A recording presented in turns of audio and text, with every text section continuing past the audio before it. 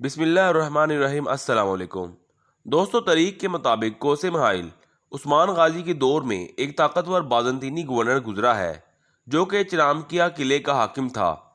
کہا جاتا ہے کہ پہلے پہل وہ عثمان غازی اور ترک قبائل کا خطرناک دشمن تھا، لیکن بعد ازاں کچھ واقعات کی وجہ سے عثمان غازی سے متاثر ہوا اور اسلام قبول کر کے عثمانیوں کا طاقتور ترین حمایتی بن گیا۔ کوسس میکائیل کی ہی فراہم کردہ معلومات عثمان غازی کے لیے مفید ثابت ہوئیں اور انہوں نے کئی بازنطینی قلعے فتح کر لیے۔ آج کی اس ویڈیو میں ہم کوسس میکائیل کے اسلام قبول کرنے اور حالات زندگی کے بارے میں جانیں گے۔ دوستو، کوس میکائیل کو غازی میکائیل اور عبداللہ میکائیل غازی کے نام سے یاد کیا جاتا ہے۔ 14ویں صدی عیسوی میں کوس میکائیل کو عثمان غازی کی دوست اور سلطنت عثمانیہ کی بنیاد ڈالنے میں اہم کردار ادا کرنے والی شخصیات میں شمار کیا جاتا ہے۔ مورخین کے مطابق کوس میکائیل چنامکیا کا بازنطینی گورنر اور یونانی نژاد تھا جس کا اصل نام میکائیل کوسس تھا۔ تاریخ دانوں کے مطابق اسلام قبول کرنے سے پہلے ہی کوسس میکائیل کے عثمان غازی اور کائی قبیلے سے خوشگوار تعلقات قائم ہو چکے تھے۔ انہوں نے کئی جنگوں میں عثمان غازی کے اتحادی کی حیثیت سے حصہ لیا اور مقامی یونانی آبادی کے رہنما اور ثالث کے طور پر ان کی حمایت کی۔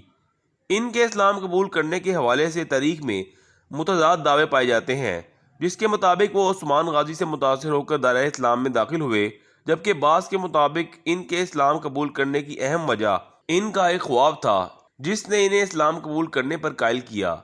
ایک مسلمان کی حیثیت سے وہ کوسس میکائیل عبداللہ کے نام سے مشہور ہوئے۔ عثمان غازی اور کوسس میکائیل کے متعلق تاریخ میں جو سب سے مشہور روایت بیان کی گئی ہے، اس کے مطابق ایک مقامی بازنطینی گورنر نے اپنی بہن کی شادی کے موقع پر عثمان غازی کو شرکت کی دعوت دی اور کچھ دوسرے بازنطینی حاکموں سے مل کر اس شادی کی تقریب میں عثمان غازی کو دھوکے سے مارنے کی سازش تیار کی، جس کی خبر کسی طرح کوسس میکائیل کو ہو گئی، جنہوں نے اس بارے میں عثمان غازی کو خبردار کر دیا۔ یوں عثمان غازی نے بازنطینیوں کی سازش انہی پر الٹ دی۔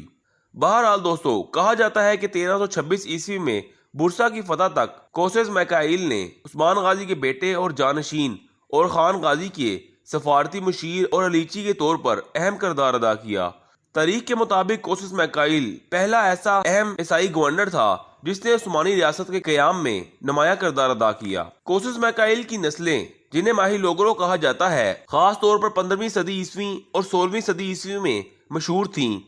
وہ رومانیہ میں سیاسی اور فوجی طور پر کامیاب عثمانی معزز بنے اور فوجی رہنما بھی تھے، تاہم وہ انتہائی اعلیٰ ترین سرکاری دفاتر تک نہ پہنچ سکے۔ بورسا کی فتح کے بعد کوسس میکائیل کا تاریخ کے اوراق میں کوئی ذکر نہیں پایا گیا۔ بعض تاریخی روایات کے مطابق کوسس میکائیل سن 1361 عیسوی میں مراد اول کے ہاتھوں ادرنے پول پر عثمانی قبضے کے بعد تک زندہ رہے۔